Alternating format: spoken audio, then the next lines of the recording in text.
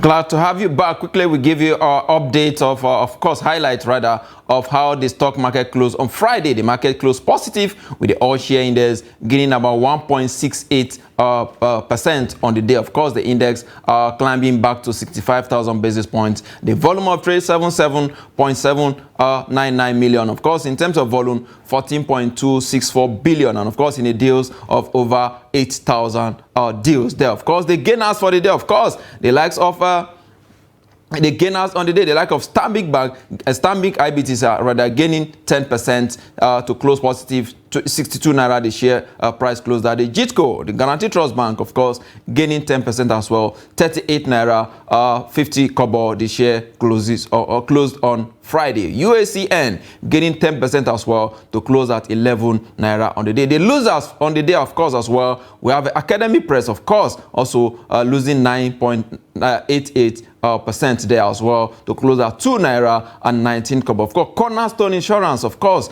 closing at 9.43% negative. Its share price 96 kobo there on the day. Of course, activity charts, the top traded equities on the day. We have a United Bank for Africa UBA 111 million shares traded. Access Bank Holdings 88 million, and of course Zenith Bank 73.4 million volume of shares of that companies were actually traded. How did the sectors perform on the day as well? The banking sector 0.59%, all the sectors in green as well. Of course, the highest gainer for the day, of course, the insurance subsector gaining 1.19%. Of course, the rest of Africa are also not doing badly. How is Tunisia doing? Tunisia Stock Exchange in Tunis. The rest of Africa stock, if we can give them, have this African market on the screen. Of course, TUSC in Tunisia closing positive there, 0.29%. Of course, NMSC in Namibia, that is a Windhoek Namibia Stock Exchange, closing 0.05%. And in Mauritius, the market also closed positive, 0.06%. Indeed, interesting performance there from, of course, the rest of Africa and, of course, Nigeria as well. So the market closing positive there all across the continent. Now, these are the highlights of how the market performed on Friday. The trading is on as usual. And of course, we'll give you updates of whatever transpire on the floor across the continent today. We'll take a very quick break now. When we return, we'll go into our discussion. Don't go away.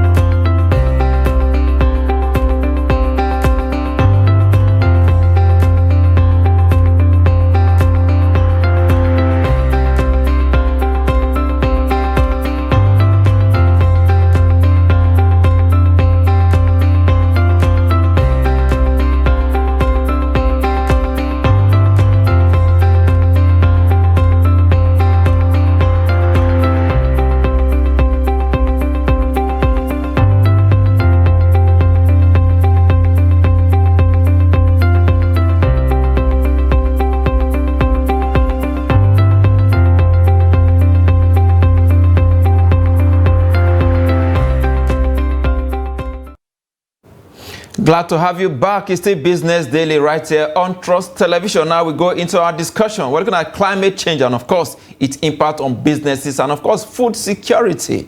This is very, very critical at this point in time. I have joining me in the studio, Michael Terungwa David is the founder and, of course, Executive Director, Global Initiative for Food Security and Ecosystem Preservation, GIFSEP. Glad to have you on Business Daily. Thank you. Yes, Thank you for having me. Always a pleasure. Let's look at it. Climate change, and of course, it plays critical roles in how decisions are making, especially with regard to business environment and, of course, food security. Tell us the impact we'll have when there is no proper atmosphere for businesses. So first, Nigeria loses 2.5% of its GDP yearly with climate inaction. Or with climate impact. We are all suffering in food inflation at the moment. And the major cause of it is climate related. Just yesterday or during the week, the governor of Bauchi State led prayers for rains in Bauchi because of short duration drought, which is impacting farmers. And of course, if Bauchi and other parts of the country are being faced with drought, the implication is that by next year, there will be food shortage. It means Bauchi is not producing. Bauchi is not producing. And that means that the inflation the country is facing at the moment also, impacts on the livelihood of the people, on the poverty of the people, on the health of the people, and all these other issues that climate change impacts. So that is why climate change has a major impact on the economy of the country. Absolutely. Is it our reaction to some warnings? The reason why most time we run helter-skelter to fix something, especially when we are in the middle of maybe flood or some other disasters? We are not planning. That is the problem. We are not planning. We are reactive. Early this year, NIMET issued out a warning that there will be flooding. Last year, it was the same. But we failed to plan. We were blaming it on Cameroon and the dam. Right? Absolutely. And then it came, and what is the reaction? Distribution of palliatives, so to say. This year, we are witnessing the same thing. So we are not planning to mitigate and adapt to these issues.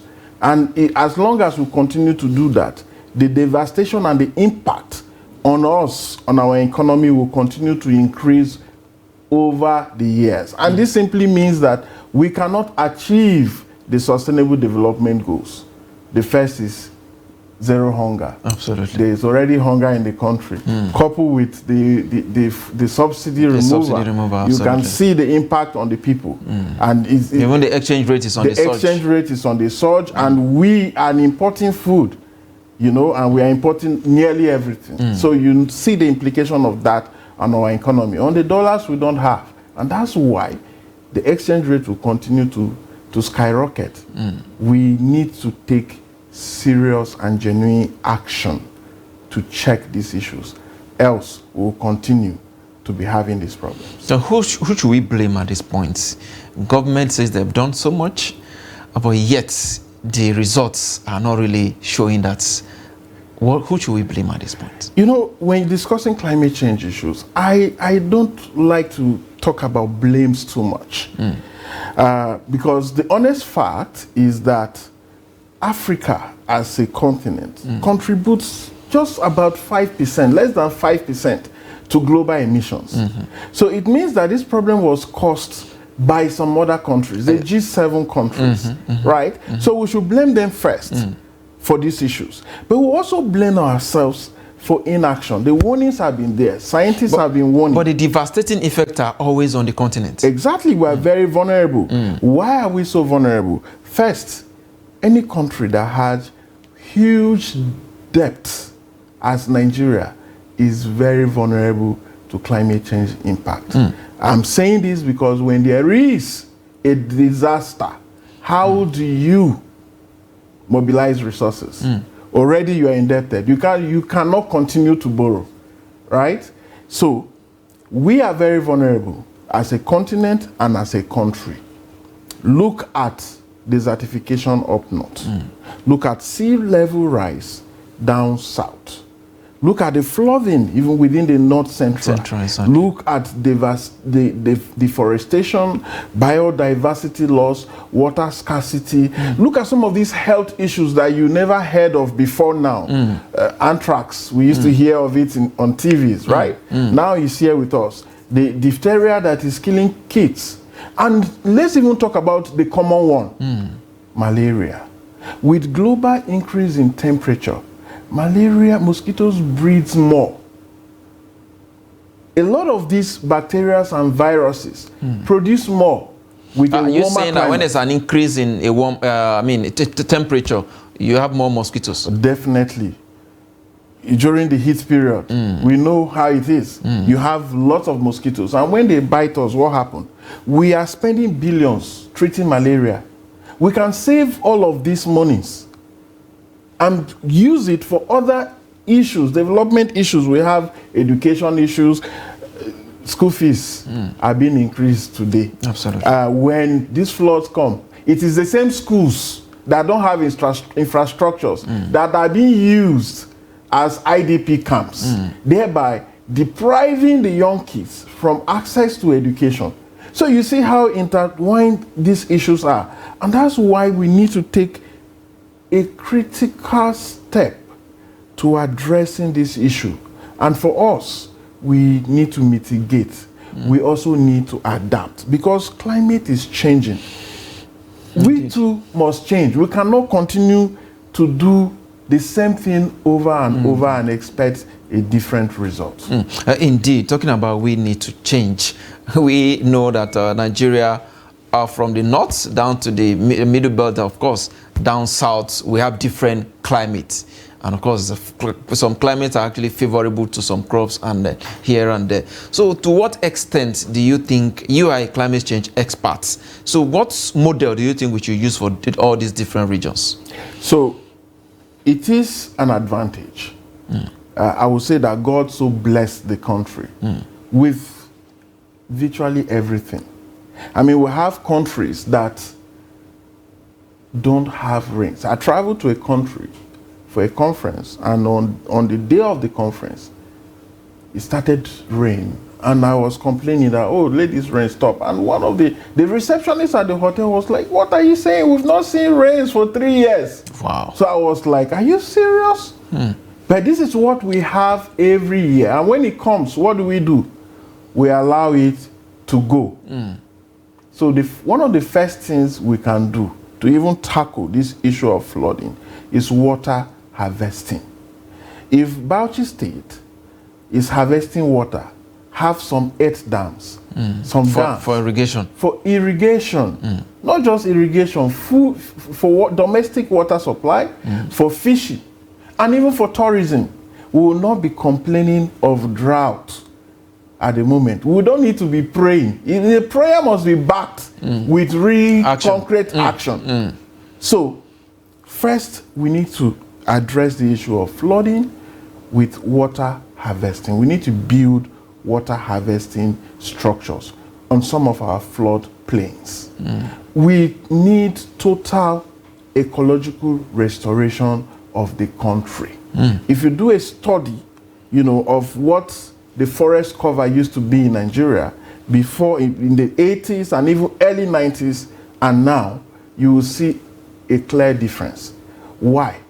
Ourselves, our people with energy poverty are cutting down all the trees to use as firewood for cooking. We must eat, right? Yeah, absolutely. But we have a cheaper alternative, which we are flaring in the Niger Delta.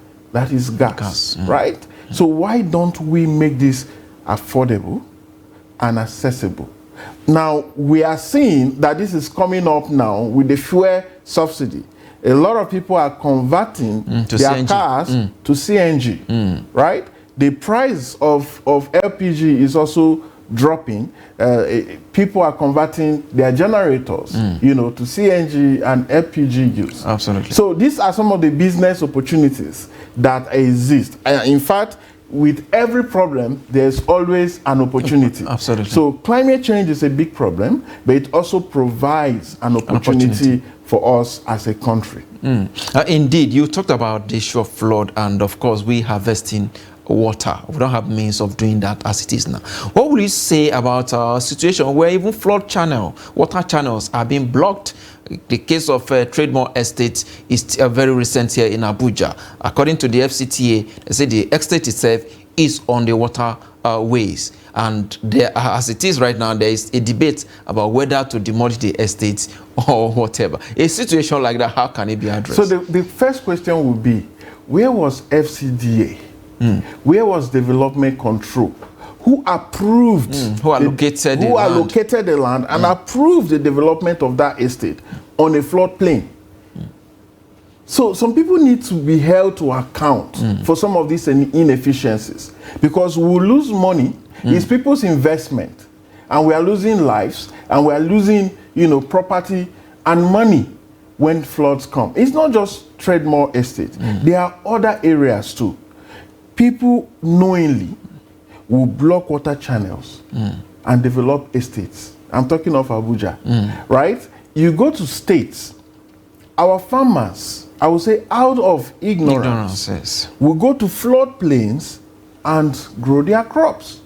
When the rains come, it washes everything. And the impact is not just on the farmer alone, it's on all of us, because we'll be hungry. Yes, the prices of food will go up, yes, and then we'll be importing food. And when there's problem in Ukraine, we are complaining that there's no wheat in the country, the price of bread will go high. Absolutely. And the question I always ask is bread our native food? We have other substitutes. Absolutely. We must grow local. We must be eating our local food. And that is one of the things we need to do, to be self-sufficient in food. Any nation that cannot feed itself is a poor nation. Talking about being self-sufficient, that is what government has been investing in for a very long time. We recall last year, so many farmland were actually washed away due to flood, and they were expecting more of that flood this year. So according to NIMET, in fact, there's 34 states should expect a more devastating flood this year. So what do you think now, measures now, do you think we should be put in place before this flood comes, so that we'll not experience what we actually passed through last year? So first, our farmers must embrace climate smart agriculture. And climate smart agriculture is not rocket science. It's what many of our farmers already know. How easy is it to adapt for some agricultural crops to adapt to some of this climate smart agriculture? That is why we are talking of ecosystem restoration. So let me give you an instance. If rice is growing at a particular temperature, like humans, our normal body temperature is 37, right? As each crop has, each animal has. So as the earth is warming up, as the temperature goes higher, the crops that we inherited from our forefathers, you know, like back then, your parents will farm and keep the seeds, and the next year they grow it again. Exactly. Those are no longer doing well because of this increase in temperature. It has affected, you know, those seeds. Absolutely. So when we say climate smart agriculture, we're looking at varieties that are flood resistant, varieties that are drought resistant. Where can some of these things be sourced, especially farmers that are watching us right now? Well, I'm not an advocate of GMOs, so I'm not promoting GMOs, but I know we have the Seed Council in Nigeria. The organization have been working. There are some improved varieties that are already in the country. So it's just for some farmers to embrace this. And I'm not looking at seeds alone. I'm talking of growing food all year round. And we can do that when we have earth dams. So you control the volume of water. You are irrigating. And this is an advantage, especially in some northern states where we have some of these earth dams. You know, we have some of these big dams. That's why around December period, the prices of tomatoes are less. Right now, I know that the price of tomatoes is going to as far as 30-something or 40,000. Absolutely. In the last 1 or 2 weeks, we've been a slight drop in the price. Yes. So we can grow food during the dry season. It must not be rainwater. You have this rainwater, harvest it, and keep using it all year round. Talking about growing food all year round, it's part of the agricultural policy of this government, from what was released that we saw a couple of weeks ago. Now, growing food all year round is not something that most Nigeria vegetation or Nigeria states are actually used to. Now this policy is coming. What do we think? What kind of sensitization do you think we should do, especially for our farmers who are not really, you know, I mean, I don't know how to describe it now, in terms of who lack this knowledge, rather. Let's use that word. Yeah, so awareness creation is key. We cannot be tired of awareness creation. We keep, you know, letting farmers know that climate is changing. So you too must change the way you grow your crops. Don't forget, most of these farmers are illiterate. Yes, and that's why awareness is not just in English. I know that your newspaper, for example, have a Hausa, the Armenia, Armenia station and other radio stations also broadcasting in Hausa and other languages, right? So awareness creation must go down to the grassroots. Our farmers need to be trained through the extension agents how to grow their crops. They should learn not to go plant when they are not so sure of the onset of the rainy season. I mean, the farmers in Bauchi, for example, I'm sure, you know, at the onset there was rain and then it just ceased and many of them planted. Absolutely. So, but if they have that information that there will be a drought, then they will not plant to lose everything. Or they will plan to back it up with irrigation. And when we are talking of irrigation, we're not just saying there must be dams. You have wells. Absolutely. That can be used for irrigation. Yes, for irrigation. In 30 seconds now, what do you think government should do to bring in the educated people to farming? A lot of them think that there is white-collar jobs out there. Why we have a lot of potential in agriculture? So, the youth must take advantage of this opportunity. Like I said, in every problem, there are opportunities. And I see that there's a lot of opportunities in processing, right? In processing. Developing the value chain. Yes, and value addition. Okay, so one of the major issues we have while we're having food insecurity in the country is food waste. We grow a lot and many go to waste. Absolutely. I must thank you, Michael Terungwa David, founder and executive director, Global Initiative for Food Security and Ecosystem Preservation, GIFSEP. I must thank you for your time on Business Daily today. Time is always not our friend. I appreciate your contribution. Thank you for having me. Yes. With that is a wrap on Business Daily today. Join us tomorrow for more. I am Yusuf Akogu.